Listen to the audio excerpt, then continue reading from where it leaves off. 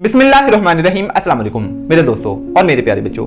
अगर आप जिंदगी में कुछ हासिल करना चाहते हैं, कुछ अचीव करना चाहते हैं, कोई बड़ी कामयाबी हासिल करना चाहते हैं, तो ये चंद एक सवाल मैं आपके सामने रख रहा हूं। ऑनेस्टली मुझे नहीं, अपने आप को इनका आपने जवाब देना है। पहला सवाल, क्या आपको यकीन है कि आप खून पसीना एक कर सकते हो, यानी हार्डवर्क कर सकते हो, मेहनत कर सकते हो, इतनी मेहनत कि जिससे आपको थकावट हो, आपका सर दर्द करने लग जाए, आपकी नींद कुर्बान हो। और दूसरा सवाल, क्या आपको अपनी मेहनत पे और अल्लाह ताला पे यकीन है।